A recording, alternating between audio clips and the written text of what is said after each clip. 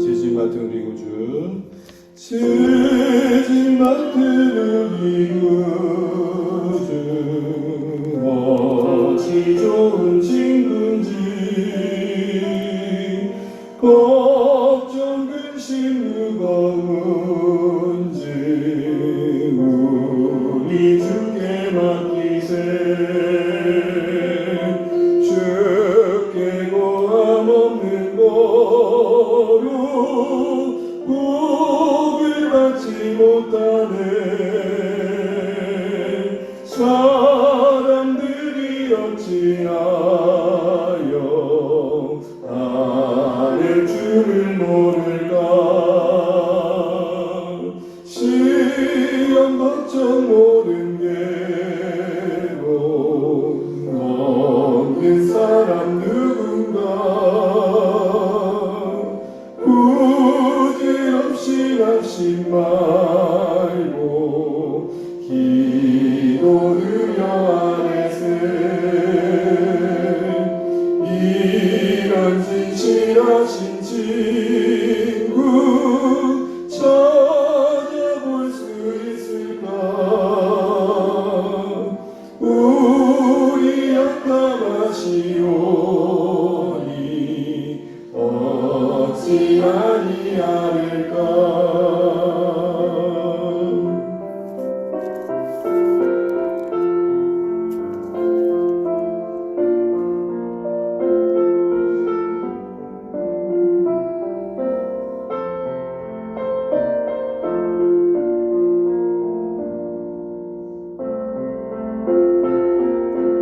근심 걱정 무거운 짐, 근심 걱정 무거운 짐 많이 진 자 누군가.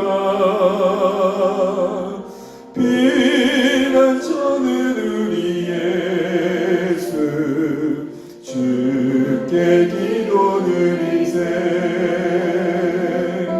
세상 친구 멸시하고 너를 조롱하여도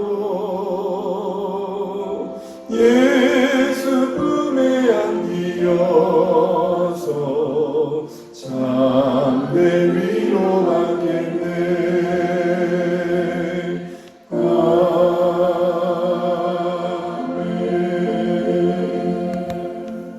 함께 보신 말씀 시편입니다. 시편 119편 65절에서 80절입니다.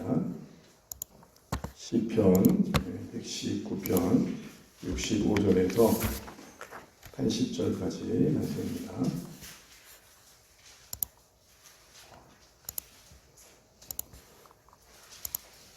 함께 교독하시겠습니다. 제가 먼저 65절 읽겠습니다. 여호와여, 주의 말씀대로 주의 종을 선대하셨나이다. 내가 주의 계명들을 믿었사오니 좋은 명철과 지식을 내게 가르치소서. 고난 당하기 전에는 내가 그를 행하였더니 이제는 주의 말씀을 지키나이다. 주는 선하사 선을 행하시오니 주의 율례대로 나를 가르치소서. 교만한 자들이 거짓을 지어 나를 치려하였사오나 나는 전심으로 주의 법도들을 지키리이다. 그들의 마음은 살쪄서 들덩이 같으나 나는 주의 법을 즐거워하나이다. 고난 당하는 것이 내게 유익이라. 이로 말미암아 내가 주의 율례들을 배우게 되었나이다. 주의 법이 내게는 천천금보다 좋으니이다. 주의 손이 나를 만들고 세우셨사오니 내가 깨달아 주의 계명들을 배우게 하소서. 주를 경외하는 자들이 나를 보고 기뻐하는 것은 내가 주의 말씀을 하나님 까닭이니이다. 여호와여, 내가 알거니와 주의 심판은 의로우시고 주께서 나를 괴롭게 하심은 성실하심 때문이이다. 구하오니 주의 종에게 하신 말씀대로 주의 인자하심이 나의 위안이 되게 하시며 주의 긍휼이 여기심이 내게 임하사 내가 살게 하소서. 주의 법은 나의 즐거움이니이다. 교만한 자들이 거짓으로 나를 엎드려 되었으니 그들이 수치를 당하게 하소서. 나는 주의 법도들을 작은 소리로 도전하리라. 주를 경외하는 자들이 내게 돌아오게 하소서. 그리하시면 그들이 주의 증거들을 알리이다. 같이 읽습니다. 내 마음으로 주의 율례들을 완전하게 하사 내가 수치를 당하지 아니하게 하소서. 아멘. 네, 새벽에 함께 하시면 감사합니다. 우리 앞에 인사 나누시겠습니다. 하늘 복 많이 받으십시오. 다음 모주의교회 우리 성도님 오시면 환영하고요. 특징이 있네요. 무르익어 가시네요. 전날에 오시길래 힘들어 가시는 것보다 했더니 수요일 날 다 몰빵하시고 절정 다음에는 그 다음에 쾌락이겠죠.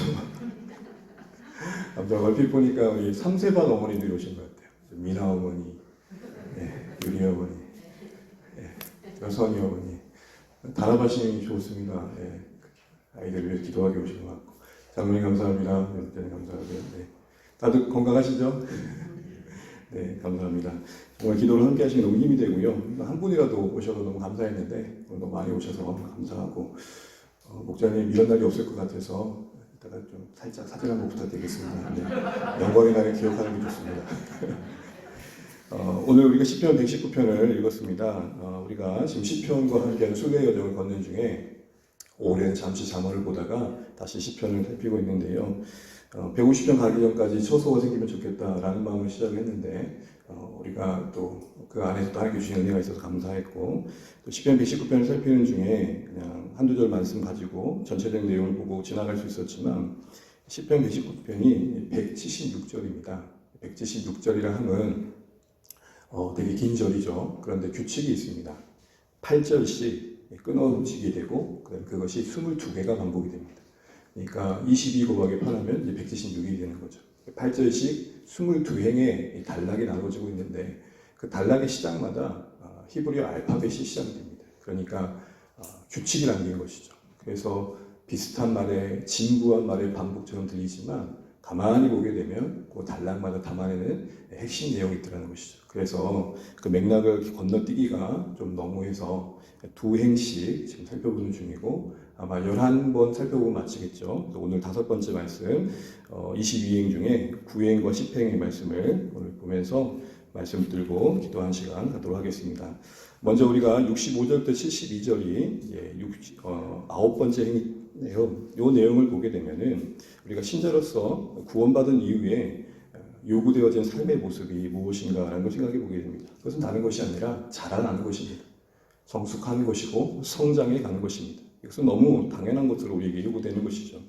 생명이 있는 곳에 자라남이 있는 것처럼 우리에게 구원의 은혜가 주어졌을 때에 신자된 우리는 자라가야 됩니다.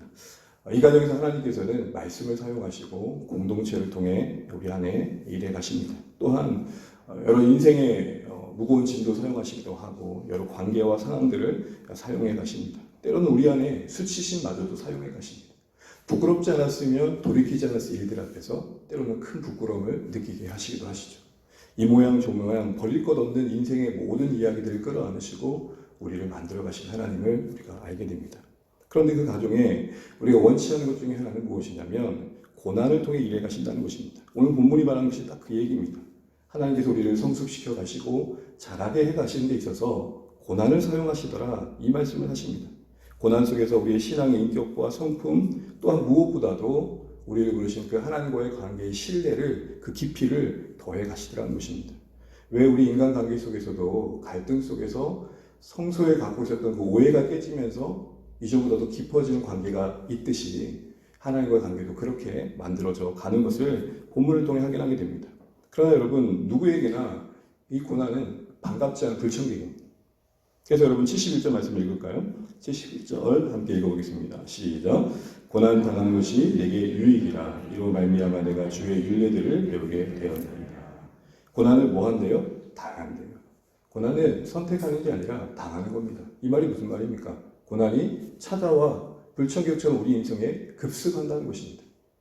아무도 환영할 만한 사람이 아닌데도 불구하고 찾아오는 사람처럼 말이죠.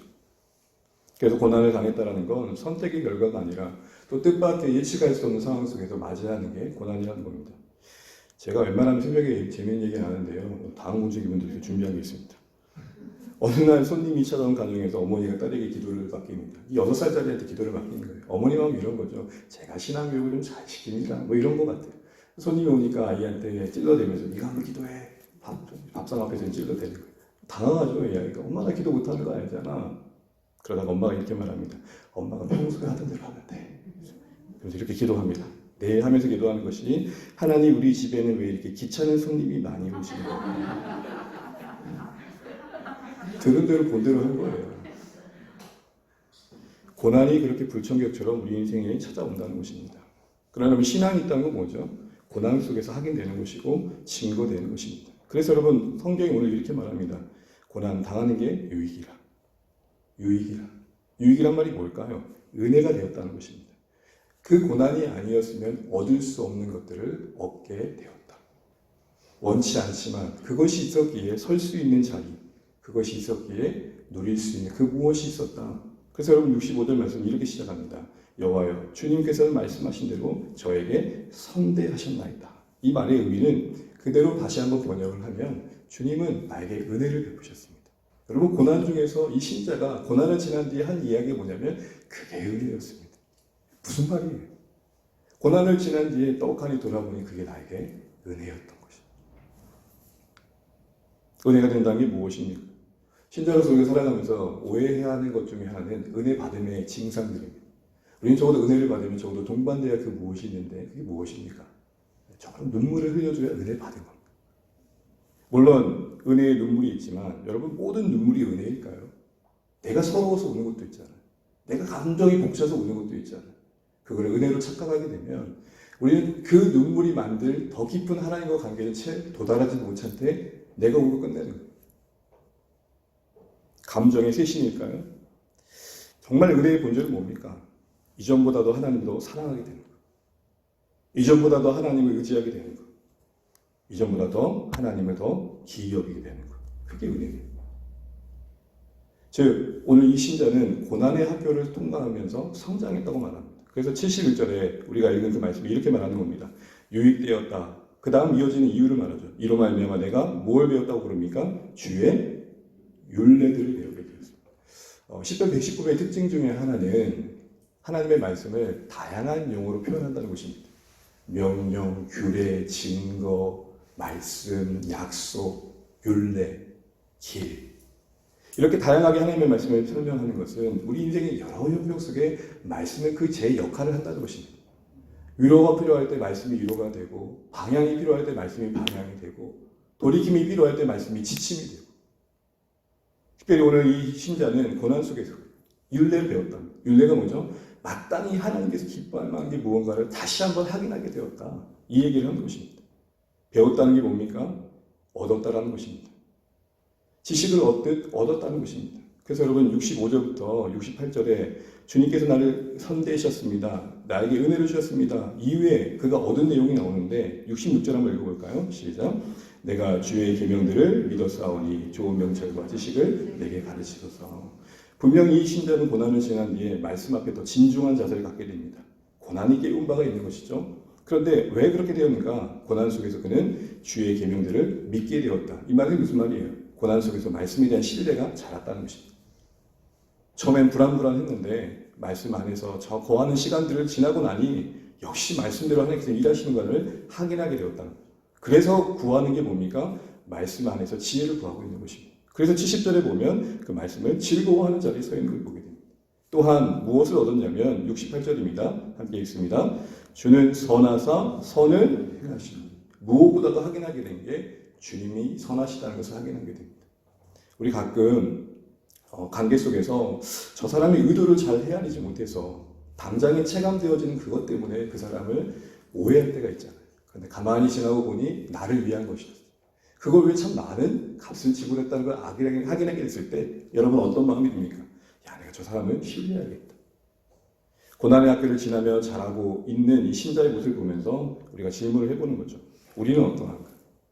고난이라는 게 당장에 누가 봤을 때도 야, 공감할 만큼 큰 어려움만을 고난이라고 할 수 없을 것입니다. 내가 어려운 고난입니다. 여러분 고난은 상대적입니다. 어느 누군가에게는 별거 아닌 것이 그분 당사자에게는 짓눌릴 듯 힘든 것입니다. 그러나 여러분 감히 그렇게 얘기하시면 안 됩니다. 뭐 그런 거 가지고 그러냐고. 그게 교회의 성도들의 마음을 아프게 하는 겁니다. 그분에게는 감기가 큽니다. 그분에게는 잠깐에도 걸려 넘어지만 그 위험들이 큰 것입니다. 물론 우리는 각자가 더 넉넉히 고난을 감당할 만큼 자라나야 될 것입니다. 어쨌든 우리 형편과 상황 속에 찾아온 여러 고난 속에서 우리가 잘하고 있는가를 돌아봐야 됩니다.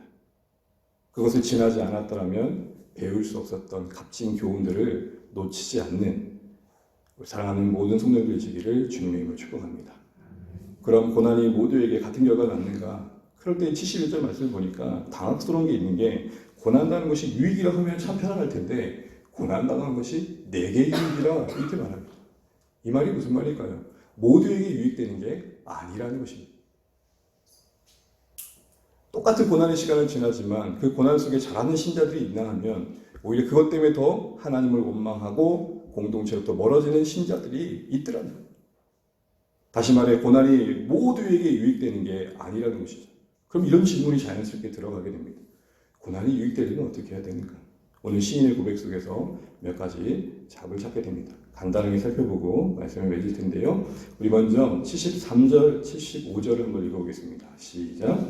주의 손이 나를 만들고 세우셨나오니 내가 깨달아 주의 기명들을 배우게 하소서. 75절 여호와여 그래서 나를 괴롭게 하시는 성실하신 때문입니다. 이 시인이 고난 속을 쭉 지나면서 고백하는 내용 속에서 고난이 유익되려면 요거 붙들어야겠구나 라는 걸 알게 되는 게 한 가지가 뭐냐면 하나님의 손이 우리를 지금 만들어가고 계신 자리에 우리가 있다는 것입니다. 73절에 주님의 손이 자신을 만들고 세워가신다라고 말합니다. 그러니까 인생을 해석하는 것이 이 시인은 고난 속에서 찾아오는 그 모든 것들이 나를 하나님께서 만들어가시는 것으로 사용하신다는 것입니다. 여러분 탁월한 요리사일수록 여러분 재료를 탓하지 않죠. 그 재료가 험난해도 거기서 값진 것을 만들어냅니다. 생각지도 못했던 걸 만들어냅니다. 우리 하나님이 그런 하나님이십니다. 하나님이 우리 인생 속에 원치 않은 것들을 통해서 우리 안에 마땅히 있어야 될 것들을 만드신다는 것이죠. 그래서 여러분 성경에는 하나님을 토기장의 하나님이란 토기장의 하나님 빚어가시고 만들어가시고 우리의 인생에는 나는 인정하고 싶지 않은 모난 것들을 깎아내시고 그런데 더하여 감사한 것은 75절 말씀처럼 이 일에 성실하시다. 무서운 하나님이십니다. 이 성실하신 하나님이라는 말의 의미는 기어코 포기하지 않으신다. 예를 들어 하나님께서 내 고집 하나 꺾으시려고 하신다면 반드시 모든 것 동원하여 꺾어내고 마시는 하나님. 그 기어코 포기하지 않으시는 그런 의미에서 사랑입니다. 왜죠? 그게 버려져야 내가 행복하다면 그 버리는 과정을 애써 감당할 수 있도록 도우시고 모든 상황을 동원하시는 하나님이시라면 그건 우리에게는 사랑이실 것입니다. 필요하다면 그래서 뭐라고 말하죠? 그 성실함 안에 나를 괴롭게 하심도 동원되어 있는 것입니다. 우리가 하나님을 믿는다고 할 때에 우리가 원하는 하나님을 만들어갈 유용성은 누구에게는 있는 것입니다. 나의 하나님은 이런 하나님이시면 좋겠어. 바람 속에 하나님을 가둘 때가 많습니다. 그러나 우리 하나님은 갇히신 분이 아니십니다. 크신 하나님. 그래서 여러분 원치 않는 하나님의 손길 앞에 당혹스러울 때마다 다시 한번 그것이 우리에게 유익되기 위해서 필요한 것은 그걸 통해서도 나를 만드시는 하나님. 원치 않는 헤어짐, 아픔, 상실, 빼앗김 이게 뭐지? 하는 그 모든 것들 속에 숨겨진 하나님의 선하신 손길을 보는 신자들만이 그 고난의 값진 유익들을 누릴 수 있다는 것입니다. 고난 속에서 놓치지 말아야 할 진리는 그러기 이거 하나를 분명히 기억하십시오. 하나님은 내 인생의 그 부르신 목적을 이루어 가신 일에 신실하시다. 그 영광의 자리에 우리를 서도록 늘 일하신다. 나를 만들어 가신다. 이 만들어 가시는 과정 속에 고통도 때로는 필요하다면 사용하신다. 그래서 그 괴롭게 하시는 하나님의 일하심의 본심을 오해하지 않을 때에 우리 신자로서 고난의 유익을 누리는 자리에 설 수 있다는 것입니다. 두 번째로 이 신자는 그 고난을 지날 때 놓치지 말아야 할 것을 우리에게 보여줍니다. 69절입니다. 함께 읽습니다. 교만한 자들이 거짓을 지어 나를 치려하였으나 나는 전심으로 주의 법도들을 지키리이다. 70절에는 그 법을 즐거워합니다. 라고 말합니다. 교만한 자들은 그를 거짓으로 괴롭혔습니다. 그게 고난이었죠. 근데 그런 상황 속에서도 말씀 하나는 버리지 않았다는 것입니다. 여러분 시편 119편 내내 하는 말에 신자들에게 요구하는 바는 무엇입니까? 그 어떤 상황에서도 말씀만은 버리지 말아라. 말씀을 가까이 하는 만큼 감당할 것이다. 말씀을 가까이 하는 만큼 이겨낼 것이다. 말씀을 붙드는 만큼 지나가게 될 것이다. 그 얘기를 하고 있는 겁니다. 한마디로 이 시편 119편이 우리에게 요구하는 바는 시편 1편을 읽지 말라는 것입니다. 1편부터 여기까지 오면 잊을만한 그 시편의 1편, 그 서론을 열었던 그 말씀을 기억하라는 것입니다. 시편 1편이 뭐로 시작합니까? 복 있는 자는이라고 시작하면서 그 복 있는 인생의 특징이 뭡니까? 시냇가에 심은 나무가 철을 따라 열매를 맺듯 그 잎사귀가 마르지 않으며 그 하는 모든 일이 다 형통하리로다. 여러분 잘 아시는 것처럼 성경에 말하는 형통의 의미는 무엇이죠? 그 어떤 상황에서도 하나님 원하신 뜻을 이루어내는 것입니다. 그 일을 이루는 인생의 특징은 뭐냐면 말씀의 뿌리에 자신을 두는 것입니다. 설명할 수 없지만 그것을 논리로 따질 수 없지만 적어도 신자들 안에 성령이 계시다면 성령께서 말씀의 검을 들어 우리를 다루고 가신다면 우리가 해야 할 최선은 그 말씀 앞에 머무는 것입니다. 우리는 간혹 그런 말을 합니다. 힘들어서 말씀 못 보겠어요. 아니요. 이 원리대로라면 그러기 때문에 더 보셔야 됩니다. 거기서 나도 생각할 수 못했던 은혜를 내십니다. 여러분 제가 이스라엘 백성들의 강해 여정을 보면서 놀라는 게 있습니다. 하나님은 물을 메마른 땅에서 내지 않으십니다. 반석에서 내십니다. 이왕이면 그래도 많은 땅이면 여기 물이 있었네 라는 할 만한 자리면 그래도 가능성을 봅니다. 그런데 반석에서 낸다니까요. 전혀 생각지도 않았던 본문에서 전혀 생각지도 않은 말씀의 한 구절에서 내 인생을 휘어잡을 만한 찾아와 주심이 있을 수 있다는 것입니다. 여러분 인생의 궤적을 돌아보십시오. 그 무엇이 여러분을 굴복시키셨습니까? 계획된 말씀이었습니까? 그 어떤 계획된 헌신이었습니까? 아니요. 그냥 떡하니 아무 기대감 없이 나와야 되니까 앉아있는데 웬걸? 웬 은혜인걸? 그 안에서 들려진 말씀이 그 안에서 고백되는 찬양이 내 마음을 녹이고 그날의 무거운 짐을 감당할 힘을 주시는 것 그게 하나님 우리 인생에 인도하시는 방법들입니다. 그런 의미에서 우리가 해야 될 건 뭡니까? 말씀을 떠나지 않으셔야 됩니다. 어떤 모양으로도 말씀 안에 거하십시오. 은혜 안에 나를 노출시키십시오. 노출량만큼 얻어지는 게 있을 것입니다. 제 영향력에 우리를 노출한 만큼 제 지배를 받는 것이죠. 세 번째로 그가 보고 있는 것은 하나님이 그 고난을 통해 일해 가실 것을 바라봅니다. 74절입니다. 74절 있습니다. 다시 한번 읽습니다. 시작. 주를 경외하는 자들이 나를 보고 기뻐하는 것은 내가 주의 말씀을 알아낸 까닭이다. 이 무슨 말이죠? 저는 고난을 지나면서 무엇을 기대합니까? 이 자신의 이 고난의 이야기 속에서 하나님이 담아내신 이 승리의 간증들이 또 다른 주를 경외하는 자들 인생 속에 끼칠 영향력을 바라봅니다. 여러분 그런 의미에서 이곳에 있는 여러분 한 분 한 분의 인생의 이야기가 값진 것입니다. 버려질 이야기가 없는 것입니다. TV에 나와 유명세를 갖춰야만 되는 게 아니라는 것이죠. 작년인가요? 성남 어디 교회 주일 예배를 그때 아마 우리 교회 개교 기념일 그날 기념 예배를 드린 날일 겁니다. 근데 그때 제 사진이 없어요 거기 제가. 주일 예배를 드리는데 강사님을 소개한다고 저를 소개하는 장로님 하신 말씀이 여러분 오늘 TV에 한 번도 나온 분은 아니지만 그래도 기대하는 마음으로 말씀드리시기 바랍니다. 그게 소개요. 제가 속으로 어울려서 한번 TV에 꼭 나간다 내가. 유명하지 않지만 무명한 우리의 인생 속에 하나님이 우리와 하나님과 몸부림쳤던 그 이야기들을 사용하신다니까요. 별거 아닌 것 같은 여러분의 사람을 사랑해야 할 이유가 거기 있는 것입니다. 아무도 알아주지 않은 여러분의 인생의 이야기를 끌어안아야 할 이유가 거기 있는 것입니다. 나보다 더한 자리에 있는 자들을 하나님은 내 인생 이야기 속에 담으신 고통 속에 머무르진 내 삶의 간증들을 사용하십니다. 오늘 시인이 고난을 버텼던 이유가 뭡니까? 이 이야기를 통해 하나님이 누군가를 살리실 것을 알아봤습니다. 마지막으로 그가 고난을 지나며 놓치지 않았던 게 있습니다. 말씀 읽고 마칩니다. 76절입니다. 시작. 구하오니 주의 종에게 하신 말씀대로 주의 임재하심이 나의 위안이 되게 하시며.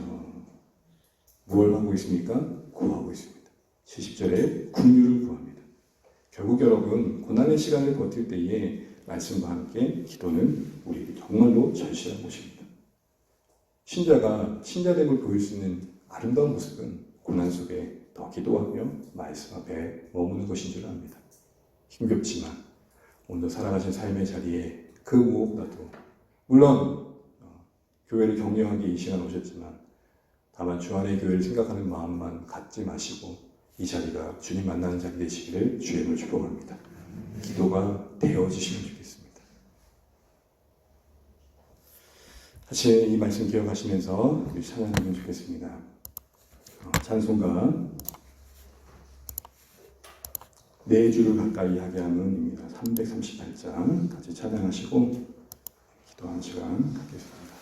저희는 찬양 후에 각자 이제 충분히 기도 시간 갖고 돌아가겠습니다. 338장입니다. 드신 말씀 기억하면서 주님을 더 가까이 하기를 결단하는 오늘의 말씀이셨으면 좋겠습니다.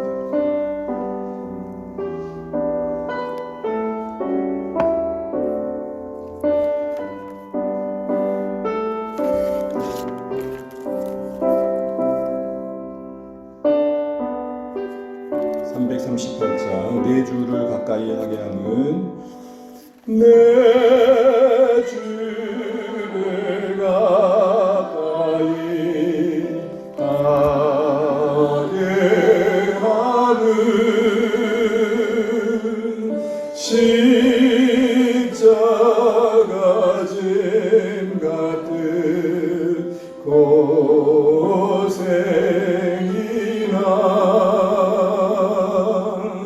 내 인생 소원을 늘 찬송하면서 주께 더 나아가기 원합니다. 내 고생하는 것 내 고생하는 건 옛야고비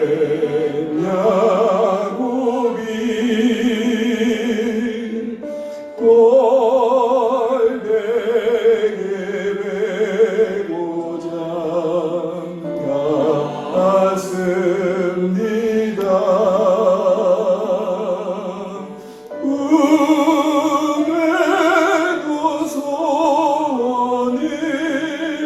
늘 찬송하면서 주께 더 나아가기 원합니다.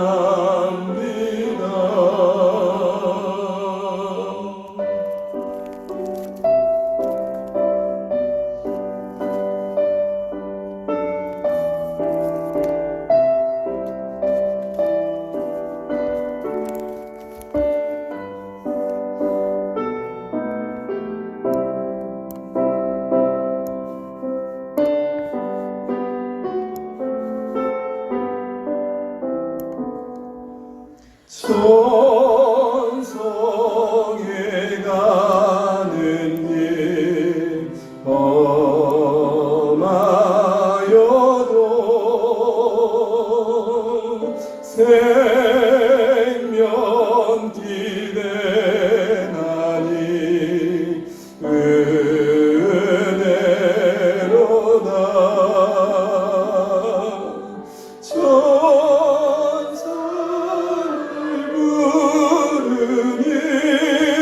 늘 찬송하면서 주께 더 나아가기 원합니다.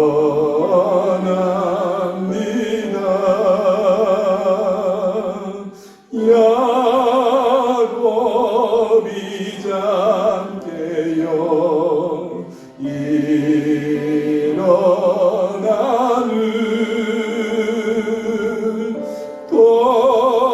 돌단을 쌓은 것 본받아서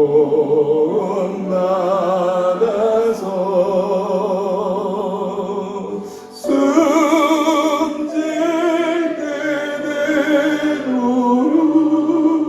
늘 찬송하면서 주께 더 나아가기 원합니다.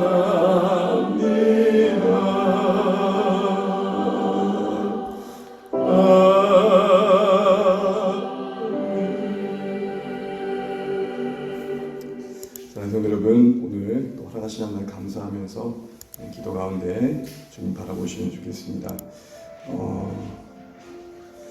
함께 기도의 자리에 오셔서 힘을 보태주신 거 너무 감사드립니다. 그러나 한편 이 시간이 도구로 왔다는 마음만이 아니라 기도가 되시면 좋겠습니다. 하나님 말씀 기억하시면서 기도하실 때에 고난 중에 신자가 했던 고백들 속에 우리 인생을 비춰보시면 좋겠습니다. 고난 당하는 겁니다. 원치 않는 일을 만나실 것입니다. 그러나 그런 중에도 하나님이 우리 인생을 모든 것 동에 만들어 가신다는 것, 그 성실하신 속에 괴롭게 하심도 포함된다는 것, 그런 중에 우리가 긍휼을 구하며 말씀을 묵상하며 이 모든 이야기를 통해 또 누군가를 살리실 것을 기대하면서 살아내시는 오늘 한 날 되시기를 바랍니다. 그렇게 살아갈 수 있도록 우리 서로 성도님들의 얼굴을 떠올리며 기도하시면 좋겠습니다. 특별히 고난 가운데 있는 성도들 계시다면 이 말씀의 고백이 그 성도님의 삶이 되고 고백이 될 수 있도록 중보해 주시기 바랍니다. 또한 기도하실 때 시간 교회를 위해 기도해 주시기 바랍니다. 오늘도 조안의 교회가 하나님 그 부르신 하나님의 믿부심 아래서 어느새 벌써 192여일이 넘는 여정을 걷고 있습니다. 한 걸음 한 걸음 은혜였고 앞으로도 그렇게 하실 줄로 믿습니다. 또 다음 공동체도 함께 협력하며 또 세워가는 이 가정 속에 주님이 영광 받으시면 좋겠습니다. 특별히 파송하신 다음 공동체 교회에도 은혜가 있어서 교회를 더 사랑하는 마음, 또 복음을 위해 헌신하는 마음 더 세우시되 강건케 하셔서 크게 쓰임받는 교회로 사용해달라고 기도하시면 좋겠습니다. 특별히 주안의 교회에 기도하실 때에 목장 가운데 은혜가 있도록 특별히 이번 한 주간 우리가 작정한 또 섬기 VIP들을 어떻게 섬길지 지혜가 있는 또 헌신이 있고 섬김이 있는 한 주간 되면 좋겠습니다. 성공부와 또 주의 이름으로 모이는 자리에 수요 기도에 또 연합 예배 자리에 은혜가 있도록 함께 기도해 주시기 바랍니다. 그리고 또한 기도하실 때에 우리가 품고 있는 사랑하는 가족들과 VIP들의 회복을 위해서 기도해 주시고 교회 가운데 특별히 이번 한 달 동안 우리가 허니문을 넘어서 하모니로 주제로 나누고 있습니다. 좀 더 하나님의 말씀을 순종하고 조화를 이루어가고 성숙해가는 과정 속에 우리를 부르시는 그대로 복음의 진전을 이루는 한 달 될 수 있도록 다음 주에 여러 목장 모임도 있고 또 우리가 또 목장별로 섬기는 선교사님들 위해서도 기도해 주시면 감사하겠습니다. 그 외에 여러분 각자의 또 기도 제목 가지고 기도하시다가 평안 중에 돌아가시면 되겠습니다. 오늘도 하나님과 동행하시며 승리하시는 복된 한 날 되시길 바랍니다. 함께 기도하시겠습니다. 하나님 아버지 은혜를 감사합니다. 불쌍히 되시고 주의 땅에 돌아갈 수 있도록 인도하여 주시옵소서. 하나님 우리 한 날을 허락하시며 감사하고 기도의 자리에 우리를 불러 세우시고 주님의 이름을 부를 수 있는 자리에 계시는 감사합니다. 하나님 불쌍히 여겨주시고 우리가 주의 영광을 볼 수 있도록 인도하여 주시옵소서. 고난 속에 하나님 그 유익을 누리는 친자의 고백 속에서 보았던 것처럼 하나님 우리 인생을 만져가고 계시며 표정하고 계시는 사실을 기억하게 도와주시고 이 모든 중에 하실 이야기가 있다고 생각하고 우리의 인생을 사랑할 수 있도록 역사하여 주시옵소서.